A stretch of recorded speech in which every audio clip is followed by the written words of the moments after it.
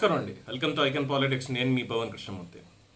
Sequels అనేవి సినిమాల్లోనే చూస్తాం, అంతే కదా. పుష్ప ఉంది, పుష్ప 2, బాహుబలి 2, ఇలాగా సీక్వెల్స్ అనేది తీసుకుంటూ వచ్చారు. సారీ, అది బాహుబలి సీక్వెన్స్ కాదనుకోండి, మేబీ అది ఏదైనా అనుకోవచ్చు, దానికి ఇంకో పేరు పెట్టచ్చు, పార్ట్ 1 పార్ట్ 2 అని ఒకటే సినిమాకి. ఇది కూడా అలాగే ప్రతి దానికి ఒక సీక్వెల్ అని చెప్పి సినిమా తీస్తారు. కానీ స్కాముల్లో సీక్వెల్స్ ఉంటాయా? ఒక కుంభకోణానికి సీక్వెల్ ఉంటుందా? Can you imagine?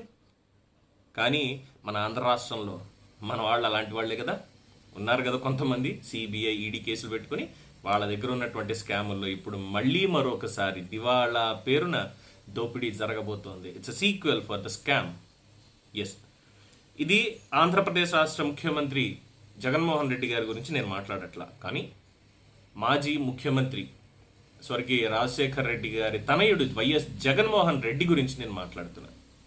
It's not about the chief minister, but as an individual ఆయన గురించి మాట్లాడుతున్నా. ఎందుకంటే గతంలో రాజశేఖర రెడ్డి ముఖ్యమంత్రిగా ఉన్నప్పుడు జరిగినటువంటి ఒక భారీ భూ సంతర్పణకి సంబంధించి ఇప్పుడు మళ్ళీ దాన్ని ఒకదాన్ని ఆల్రెడీ కొట్టేశారని చెప్పి దాని మీద సిబిఐ ఈడీ కేసులు నడుస్తూ ఉంటే ఇప్పుడు దాన్ని మళ్ళీ ఎలా కొట్టేయాలి అన్న దానికి చాలా చక్కగా వీళ్ళు వేసినటువంటి ప్లాన్ చూస్తే, అంటే డైరెక్ట్గా జగన్మోహన్ రెడ్డి గారు వేశారని చెప్పి నేను ఇక్కడ చేయట్లేదు, కానీ ఆనాడు ఉన్నటువంటి దాంట్లో ఆయన మీదే ప్రధానంగా లబ్ధి చేకూరింది అన్నటువంటి దాని మీద కేసులు పెట్టడం జరిగింది.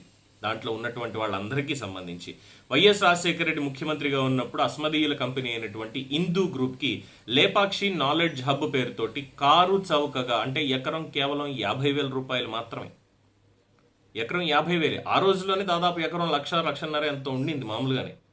కానీ ఇక్కడ 50,000కే, 50,000 కూడా కాదు, ఇంకా తక్కువ అనుకుంటా, సారీ 50,000కి ఇచ్చారు. బట్ అక్కడ ఎంత అనేది కరెక్ట్గా అంచనా వేయలేం, ఎందుకంటే 2004 తర్వాత జరిగినటువంటి ప్రాజెక్ట్ పందేరాలు కాబట్టి ఇవన్నీ ఈ హబ్ పేరుతోటి చేసింది.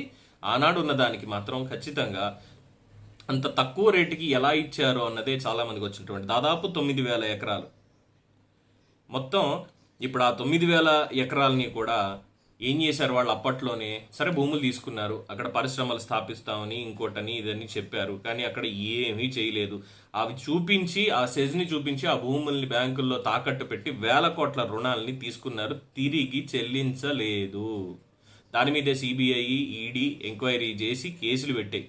ఈ లేపాక్షి నాలెడ్జ్ హబ్ కేసుల మీద పెట్టిన తర్వాత అందులో ఇవన్నీ కూడా జగన్మోహన్ రెడ్డి అనుయాయులు ఎవరైతే ఉన్నారో వాళ్ళకి చెందినటువంటివి మాత్రమే ఈ కుంభకోణంలో ఉన్నదంతా అని చెప్పి అప్పుడే స్పష్టం చేశారు. ఇప్పుడు ఏమైంది? ఆ రుణాలు వాళ్ళు చెల్లించలేదు, కేసులు నడుస్తున్నాయి కదా, ఈ సాకుతోటి మేము దివాలా తీసామని చెప్పి ప్రకటించి ఇప్పుడు దివాలా మాటున మళ్ళీ ఒకసారి కొట్టేయడానికి ప్రయత్నాలు జరుగుతున్నాయి. వాస్తవం ఎలాగా అంటే బ్యాంకులకి కట్టాలి కదా. ఇప్పుడు ఏం చేశారు? ఇది ఎన్సిఎల్టీకి వెళ్ళింది. ఎన్సిఎల్టీకి వెళ్ళిన తర్వాత ఫస్ట్ టైం ఒక పార్టీ వచ్చింది. ఒక పార్టీ వచ్చి మాకు ఇలాగా మేము ఇంత కడతాం దీనికి అంటే వీళ్ళకి కుదరదు అని చెప్పి వాళ్ళని పంపించేశారు. పంపించేసిన తర్వాత ఇప్పుడు వచ్చి 500 కోట్ల రూపాయలు చెల్లిస్తాం మేము, 500 కోట్లు ఇస్తే ఆ భూములు మాకు ఇచ్చేసేయండి అని చెప్పి చెప్తున్నారు. ఇది కూడా జగన్మోహన్ రెడ్డికి అత్యంత ఆప్తులైనటువంటి వాళ్ళు, దగ్గర బంధువులకి మాత్రమే దక్కుతున్నాయి. సో అప్పటి కుంభకోణం ఏదైతే ఉందో అప్పట్లో ప్రస్తుత ముఖ్యమంత్రి రాజశేఖర రెడ్డి గారి కుమారుడు అయినటువంటి జగన్మోహన్ రెడ్డి, ఇప్పటి రెవెన్యూ మంత్రి ధర్మాన ప్రసాదరావు వీళ్ళు సూత్రధారులు. దీనికి కొనసాగింపుగా ప్రస్తుత స్వాహా కార్యక్రమంలో చేరిన ఒక కొత్త కంపెనీలో సాక్షాత్తు సీఎం జగన్మోహన్ రెడ్డి మేనమామ కమలాపురం ఎమ్మెల్యే రవీంద్రనాథ్ రెడ్డి కుమారుడు ఒక డైరెక్టర్. జగన్మోహన్ రెడ్డి మేనమామ కుమారుడు అంటే జగన్మోహన్ రెడ్డి బావ ఒక డైరెక్టర్ ఈ కంపెనీలో. సో కేసుల్లో సహనిందితులైనటువంటి సంస్థలు, సన్నిహితంగా ఉన్న మరికొన్ని కంపెనీలు ఈ విషయంలో ప్రత్యక్షంగా పరోక్షంగా కూడా పాత్ర పోషిస్తున్నాయి. ఈ కుంభకోణ నేపథ్యంలో రాష్ట్ర ప్రభుత్వం అప్పట్లోనే ఈ భూ కేటాయింపుల్ని రద్దు చేసినా సరే ఇప్పటికీ ఈడీ జప్తులో ఉన్న భూముల్ని వాటిని తనఖా పెట్టుకుని రుణాలు ఇచ్చిన బ్యాంకుల కన్సార్షియం దివాలా ప్రక్రియ చేపట్టి చివరికి జగన్మోహన్ రెడ్డి సంబంధీకులకే కేవలం 500 కోట్ల రూపాయలకే కట్టబెట్టేస్తున్నాయి బ్యాంకులు. అంటే బ్యాంకులు కూడా అంత దివాలా తీసాయా అని చెప్పి చెప్తున్నారు. సో కనీసం మొత్తం రుణం మొత్తాన్ని కూడా, ఇప్పుడున్నటువంటి పరిస్థితికి రుణం మొత్తాన్ని కూడా రాబట్టుకునేటువంటి అవకాశం ఉన్నప్పటికీ బ్యాంకులు కేవలం 8వ వంతుకి మాత్రమే ఎనిమిదో వంతుకి మాత్రమే ఎలా అంగీకరించాయి? అసలు సిబిఐ ఎన్ఫోర్స్మెంట్ డైరెక్టరేట్ చూస్తూ ఎలా కూర్చున్న ఈ విషయంలో? ఈ ఎన్సిఎల్టీకి వెళ్ళిన ఈ కంపెనీకి సంబంధించి వేల కోట్ల అప్పులు తీసుకుని దుబ్బేశారు బయటికి. అది ఒకటైతే అవి రికవరీ చేయాల్సినటువంటి పని వదిలేసి ఇక్కడ ఆస్తుల్ని, ఈ భూముల్ని ఇవన్నీ కూడా జప్తు చేశాము, లేదంటే ఇవి అటాచ్ చేశామని చెప్తున్నటువంటి ఈ సిబిఐ అలాగే ఈడీ ఈరోజు ఏం చేస్తున్నాయి ఇందులో? ఇప్పుడు ఏం చెప్తున్నారు? చాలా పెద్ద పెద్ద ఉన్నాయండి బాబు, ఇది మాట్లాడుకుంటూ వెళ్తే ఉంటుంది. జస్ట్ దీంట్లో మనం ఏం చేయొచ్చు అంటే కొన్ని ప్రారంభంగా ఉన్నవి చూద్దాం.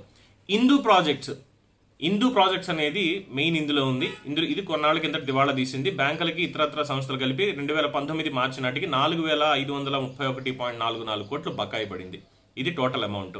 దీంట్లో భాగంగా హైదరాబాద్లో national company law tribunal NCLT విచారణ చేపట్టింది, దివాళా పరిష్కార ప్రక్రియను చేపట్టింది. క్లెయిమ్ చేసినటువంటి 4,531.44 కోట్లలో 4,138.54 కోట్ల అప్పులకి దివాళా ప్రక్రియ సంబంధించి యంత్రాంగం ఆమోదించింది. అయితే దీని మొత్తాన్ని మాఫీ చేసేందుకు ఎర్త్ ఇన్ అనేటువంటి కంపెనీ, ఎర్త్ ఇన్ ప్రాజెక్ట్స్ అనేటువంటి company K Ramachandra Rao transmission and projects భాగస్వామ్యంతో 500 కోట్లని చెల్లించగలమని ప్రతిపాదిస్తే దీనికి రుణదాతల కమిటీ అంగీకరించేసింది. ఎక్కడ 4,531 కోట్లు, ఎక్కడ 4,138.54 కోట్లు ఆమోదించింది, ఎక్కడ 500 కోట్లు? 500 కోట్లు ఇచ్చేస్తారా? నేను మోప్ చేస్తా ఒక 500 మందిని యూఎస్ నుంచి, యూకే నుంచి, మొత్తం ఎన్ఆర్ఐ అందరినీ కూడా నేను మోప్ చేస్తా. ఇచ్చేసేయండి 500. దాని మీద ఇంకో కోటి ఎక్స్ట్రా ఇస్తాను నేను. 501 కోటి ఇస్తాను నేనే. నాకు ఇచ్చేస్తారా? లెజిటిమేట్గా ప్రతిదీ వైట్ అండ్ వైట్ అమౌంట్. మొత్తం దాదాపు 8,000 ఎకరాలు కియా మోటార్స్కి కూతవేటు దూరంలో, జస్ట్ బెంగళూరు ఎయిర్పోర్ట్కి ఒక 100 కిలోమీటర్ల దూరంలోనూ 80 కిలోమీటర్ల దూరంలోనూ ఉన్నాయి. జస్ట్ ఒక్కసారి ఇమాజిన్ చేయండి, కియా మోటార్స్కి బెంగళూరు ఎయిర్పోర్ట్కి మధ్యలో ఉన్నటువంటి ఏరియాలో 8,000 ఎకరాల భూములు, లేపాక్షి నాలెడ్జ్ హబ్ అన్న పేరుతుంటే ఒక్క ఎకరాన్ని అమ్మితే ఈరోజు ఎకరా ఎంత ఉందండి అక్కడ మీరు లెక్క వేయండి. కియా మోటార్స్ దాటిన తర్వాత బెంగళూరుకి వెళ్ళే చోట మీరు లెక్కేయండి ఒక్క ఎకరా భూమి ఎంత ఉందనేది. సో అలాగే 8,000 ఎకరాలు నాకు ఆ 501 కోట్లకి ఇస్తే నేను తీసేసుకుంటా. ఇప్పుడు జగన్మోహన్ రెడ్డి గారికి సంబంధించిన వాళ్ళకి సంబంధించినటువంటి కంపెనీ ఇలా ఉంది పరిస్థితి. సో ఆంధ్రప్రదేశ్ సరిహద్దు మొదలైన అప్పటి నుంచి దాదాపు 18 కిలోమీటర్ల దూరం వైపు రెండు వైపులా కూడా ఈ భూములు ఉన్నాయి. రోడ్డుకి రెండు వైపులా ఉన్నాయి, హైవేకి. దెన్ హౌ, ఎలాగా, ఇప్పుడు ఎవరికి వెళ్తోంది? ఈ ఎర్త్ ఇన్ అనేటువంటి కంపెనీ ఎప్పుడొచ్చింది ఏంటి అనేది చూసుకుంటే కనుక ఇది ఒక సాధారణ కంపెనీ. 2020-21 ఆర్థిక సంవత్సరం ముగిసే నాటికి దాని మొత్తం ఉన్నటువంటి ఆస్తులు 4.49 కోట్లు. వాళ్ళు చేసేటువంటి వ్యాపార పరిణామం అంటే టర్న్ ఓవర్ 21.92 కోట్లు. ఈ 4 కోట్ల ఆస్తులతోటి 21 కోట్ల టర్న్ ఓవర్ తోటి వీళ్ళు 500 కోట్ల రూపాయలు ఇంకో కంపెనీతో పెట్టి వీళ్ళు ఎలాగని చెప్పి ఈ భూములు ఇప్పుడు చేజిక్కొచ్చుకోవడానికి చూస్తున్నారు. ఇందులో ఇంకా మెయిన్ పాయింట్లు చూసినట్లయితే ఇవి చాలా పెద్ద పెద్ద పాయింట్లు అండి.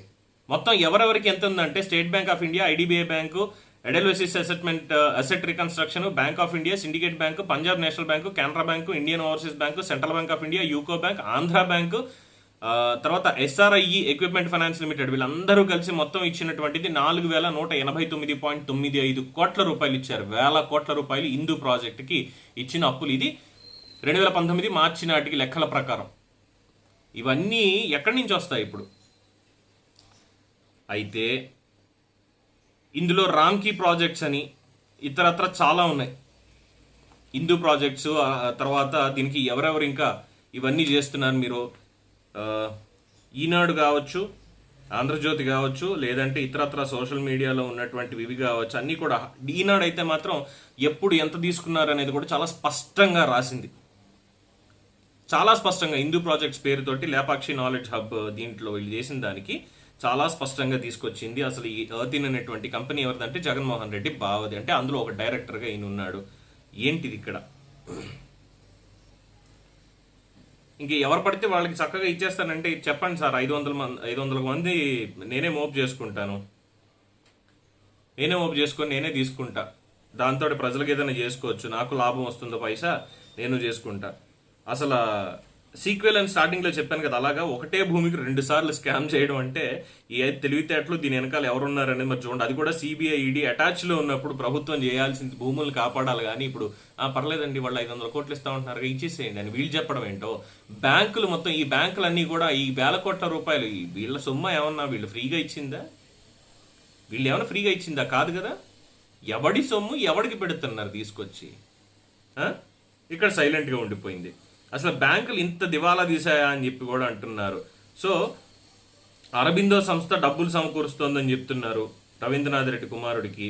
అక్కడి నుంచి ఇంక అందరికీ తెలిసిందేగా. ఇది కాకుండా ఇందులో రామ్కి వాళ్ళు కూడా ఉన్నారని తెలుస్తోంది. రామ్కి అంటే మన ఆళ్ళ రామకృష్ణారెడ్డి వీళ్ళు మొత్తం అందరూ వీళ్ళే కలిసి ఇప్పుడు మళ్ళీ ఆ 8,000 ఎకరాలు ఏదైతే ఉందో 8,500 పైన ఎకరాలు మొత్తం దాన్ని మళ్ళీ వీళ్ళే కొట్టేయడానికి ప్లాన్ చేశారు. అధికారంలో ఉంటే ఇగో ఇలా చేయొచ్చు అని చెప్పి, ఇలా కూడా చేయొచ్చు అని చెప్పి, అసలు అదే పెద్ద స్కామ్ అనుకుంటే ఇది ఇంకా భారీ స్కామ్. అసలు ఏమనాలి సార్ వీళ్ళని చెప్పండి మీరు. మరి దీని మీద central bureau of investigation, enforcement directorate ఏం చేస్తున్నాయి, న్యాయ వ్యవస్థ ఏం చేస్తుంది అనేది ఒక ప్రశ్న. అంటే న్యాయ వ్యవస్థ జోలికి ఇంకా వెళ్ళలేదు, అక్కడ దాకా ఏ కేసులు వెళ్ళలేదు. ఇందులో ఇంకా క్వాష్ పిటిషన్లు, డిశ్చార్జ్ పిటిషన్లు వేసుకుంటూ చిన్నపిల్లలు ఆట ఆడుతున్నారు. గోళీలాట అంటాం చూసాం మనం, చిన్న ఆడుకునేది, అలా ఆడుకుంటున్నారు అనమాట. వీళ్ళు వస్తే వాళ్ళరు, వాళ్ళు వస్తే వీళ్ళారు, మాకు సంబంధం లేదని ఒకళ్ళు, మాకు సంబంధం ఉందని ఒకళ్ళు, మేము ఇందులో ఇంప్లీడ్ అవుతాం అనొకళ్ళు, మేము వాదన వినిపిస్తాం అనొకళ్ళు, ఇలా ఇష్టం వచ్చినట్టు న్యాయ వ్యవస్థని అపహాస్యం చేస్తున్నారు. వ్యవస్థలు మాత్రం, మిగతా ఉన్న దర్యాప్తు సంస్థలు మాత్రం కూర్చుని గోళీలన్నీ అయిపోయిన తర్వాత అప్పుడు ఎత్తుక్కుందాంలే అన్నట్టుగా ఉంది పరిస్థితి. ఈ మధ్యలో గుటకాయ స్వాహ, అంతకుమించి ఏం కనిపించట్లా. సో ఇది పార్ట్ 1 మాత్రమే దీనికి సంబంధించి. ఎందుకంటే మొత్తం చదువుకుంటూ వెళ్ళాను అనుకోండి, అవి డీటెయిల్స్ ఇవన్నీ కూడా కనీసం ఒక అరగంట పడుతుంది. అంత టైం వేస్ట్ చేసే సాహసం చేయట్లేదు. ఇప్పటికే 12 నిమిషాలు మీరు తిట్టుకుంటూ ఉంటారు ఎందుకు వచ్చింది కానీ. సో మొత్తానికి ఇలాగా ఒక సీక్వెల్ స్కామ్ అనేది ఇందులో వచ్చింది. చూద్దాం మరి దీని మీద ఏం చేస్తారు అనేది కూడా. కేవలం దీనికి సంబంధించి హైదరాబాద్లో ఉన్నటువంటివి కూడా ఉన్నాయి ఆస్తులు. ఏకంగా 5 ఎకరాల భూమి 400 కోట్లు, మియాపూర్లో 11 ఎకరాలు 200 కోట్లు, షామీర్పేటలో 35 ఎకరాలు ఇంకో 200 కోట్ల పైన, ఇవన్నీ షేర్లు ఇవన్నీ కలుపుకుంటే 500 కోట్ల రూపాయలు. మరి ఎలాగ దీనికి తాకట్టు పెట్టిన ఆస్తులు విలువ అపారం అంటున్నారు. అపారం అంటే ఇక్కడ కేవలం 477 కోట్లు బ్యాంకులకి వచ్చేది. వీళ్ళు ఏకంగా అక్కడ అనంతపురం హైవే మీద జాతీయ రహదారి పక్కన ఉన్నటువంటివి ఎన్ని వేల కోట్లు ఉంటాయి. ఎకరం ₹1 వేసుకున్న 4,000 కోట్లు అక్కడికే అయిపోయిందిగా. ఎకరం ఈరోజు అక్కడ ₹1 వేసుకున్న కియా దగ్గర నుంచి బెంగళూరుకి వెళ్ళే చోట. బ్యాంకులు నమస్కారాలు. సో ఇదండి ఈ కుంభకోణానికి సంబంధించి రాజశేఖర్ రెడ్డి గారి హయాం నుంచి మొదలై జగన్మోహన్ రెడ్డి హయాంలో కొత్త పుంతలు తొక్కుతున్నటువంటి హిందూ స్కామ్. దీని మీద మీ అభిప్రాయాలు, మీకు తెలిసిన వివరాలు ఏమైనా ఉంటే కూడా చెప్పండి. ఇంకా బయట పెడదాం, చూద్దాం ఏం జరుగుతుందనేది. చూస్తూనే ఉండండి ఐకాన్ పాలిటిక్స్. నేను మీ పవన్ కృష్ణమూర్తి.